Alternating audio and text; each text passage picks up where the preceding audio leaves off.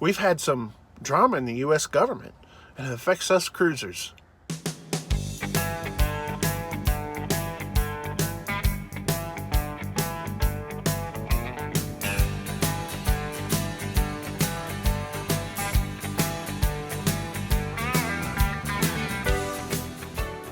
So, in case you've had your head in the sand in the last 24 hours, and listen, there's been a lot of coverage about the debate and all that kind of stuff, so I get it. The CDC actually said that we were going to go and extend the no-sell order to February 2021. But our Vice President, Mike Pence, I voted for him. Of course, I didn't really think I'd have to vote for him about this, right? Voted for, the man, Donald Trump, but he actually said, hey, no, wait. These cruise lines are hurting. And it's not just the cruise lines are hurting, but the service industry around the cruise lines is hurting too, like restaurants, hotels, people who own the private parking lots, independent parking lots and stuff like that. The port people, the people that work the port, that, throws the bags around, drives the forklifts and stuff like that. These people are hurting. A lot of them are out of a job, and all that kind of stuff. This shutdown affects the cruise industry, and you've got freaking people going into Cowboy Stadium to watch the America's team, Dallas Cowboys, play football, but you can't go on a cruise ship. You could go in a restaurant, but you can't go on a cruise ship. They're talking about the World Series, going to have fans there, but you can't get on a cruise ship. They were going to go, like, hey, we have got to do something. And over there in Europe, they've got it handled down. Listen, they've got their protocols set in place to where if they do have an outbreak, they know how to contain it. Where they've had, single cases happen and they go and quarantine them on the ship. So why can't we do that here? You know what I'm saying?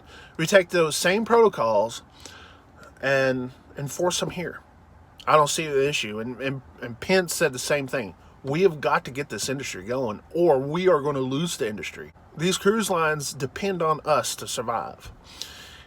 Could they make it without us? Yeah, but at a much smaller level.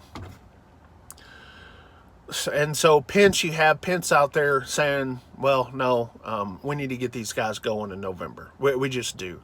So that's what we're going to do. November 1st, we are back cruising again. I'm sure it's going to be staggered. You're not going to see all the ships going all at once.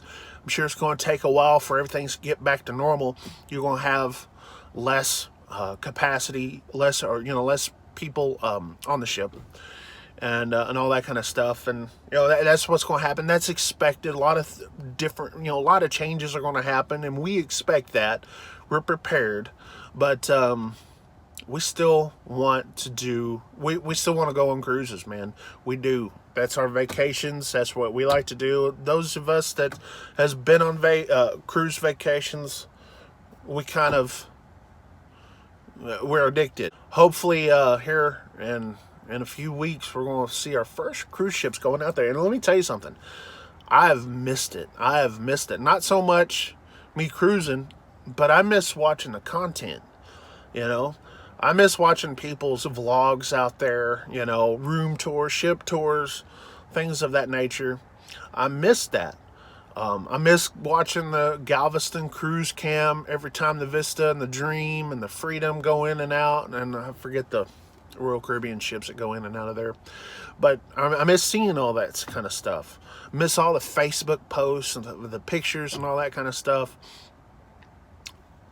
Hopefully by the time I go in April of next year, things will be kind of somewhat normal, where you still have your comedians and your shows and your good freaking food, and obviously, excursions and stuff. And thanks to Mike Pence for freaking stepping in and saying, hey, we can't afford another shutdown. So anyway, you guys have a good one out there. I'm a big time truck driver, trucking around. That's what you guys think. And I'm waiting around, okay? That's just how it is. Anyways, we'll talk to you guys next time. See y'all later. 73.